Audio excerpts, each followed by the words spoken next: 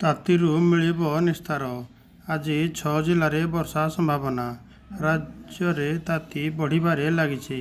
ପ୍ରମୁଖ ସ୍ଥାନରେ ପାରଦ 41 ଡିଗ୍ରୀ ପାର କରିଛି। ଏହାପରେ ପଡ଼ୋଶୀ ରାଜ୍ୟରେ ଘୂର୍ଣ୍ଣିବଳୟର ପ୍ରଭାବ ରାଜ୍ୟରେ ଦକ୍ଷିଣାଞ୍ଚଳ ଜିଲ୍ଲାଗୁଡ଼ିକ ଉପରେ ପଡ଼ୁଛି। ଫଳରେ ଏହିସବୁ ଜିଲ୍ଲାରେ ବର୍ଷା ପୂର୍ବାନୁମାନ କରିଛି ପାଣିପାଗ ବିଭାଗ। ପ୍ରବଳ ତାତିରେ କଲବଲ ହେଉଛନ୍ତି ସାଧାରଣ ଜନତା। ଗତକାଲି ବୌଦ୍ଧରେ ସର୍ବୋଚ୍ଚ ଦିନ ତାପମାତ୍ରା 41.8 ଡିଗ୍ରୀ ସେଲସିୟସ୍ ରେକର୍ଡ କରାଯାଇଛି। ସେହିଭଳି ମାଲକାନଗିରିରେ ମଧ୍ୟ 41.6 ଡିଗ୍ରୀ ତାପମାତ୍ରା ରେକର୍ଡ କରାଯାଇଛି। 6 ତାରିଖରେ ଯାଏ ରାଜ୍ୟର ଉଷ୍ମ ଆର୍ଦ୍ରତା ପାଣିପାଗ ଗ୍ରୀଷ୍ମ ପ୍ରବାହରୁ ରାତିରେ ଉଷ୍ମ ବୃଦ୍ଧି ପାଇବ। ଏଣୁ ୟେଲୋ ୱାର୍ଣ୍ଣିଂ ଜାରି କରିଛି ପାଣିପାଗ ବିଭାଗ। ଟିଟିଲାଗଡ଼, ବଲାଙ୍ଗୀର, ଅନୁଗୁଳ, ଭବାନୀପାଟଣା, ଝାରସୁଗୁଡ଼ା, ନୟାଗଡ଼, ସମ୍ବଲପୁର ଓ ତାଳଚେରରେ ପାରଦ 40 ଡିଗ୍ରୀ ପାର କରିଛି। ଫଳରେ ଏହିସବୁ ସ୍ଥାନରେ ଏତେ ତତଲା ଗଡ଼େଇରେ ଭାଜି ହେଉଛନ୍ତି ଲୋକେ। ଆଗାମୀ 2 ଦିନ ମଧ୍ୟରେ ରାଜ୍ୟରେ କିଛି ସ୍ଥାନରେ 2ରୁ 3 ଡିଗ୍ରୀ ଯାଏ ଦିନ ତାପମାତ୍ରା ବୃଦ୍ଧି ସମ୍ଭାବନା ରହିଛି।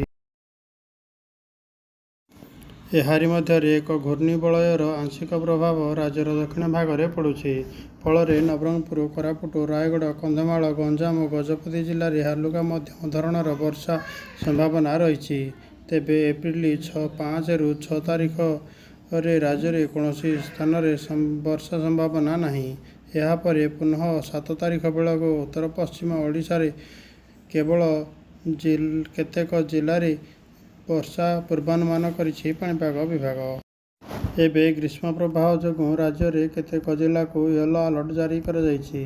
ଏପ୍ରିଲ 4 ତାରିଖ ପାଇଁ ମୋଟ 5 ଜିଲ୍ଲାକୁ ଆଲର୍ଟ ଜାରି କରାଯାଇଛି। ସେଗୁଡ଼ିକ ହେଉଛି ମାଲକାନଗିରି, କଳାହାଣ୍ଡି, ବଲାଙ୍ଗୀର, ବୌଦ୍ଧ ଓ କେନ୍ଦୁଝର। ଏହାପରେ ଏପ୍ରିଲ 6 ତାରିଖରେ ମୋଟ 10 ଜିଲ୍ଲା ପାଇଁ ଗ୍ରୀଷ୍ମ ପ୍ରବାହ ୟେଲୋ ଆଲର୍ଟ ଜାରି କରାଯାଇଛି। ମାଲକାନଗିରି, କଳାହାଣ୍ଡି, ବୌଦ୍ଧ, ନୟାଗଡ଼, କଟକ, ଯାଜପୁର, ଭଦ୍ରକ ଓ କେନ୍ଦୁଝର ଜିଲ୍ଲା ପାଇଁ ୟେଲୋ ଆଲର୍ଟ ଜାରି କରାଯାଇଛି।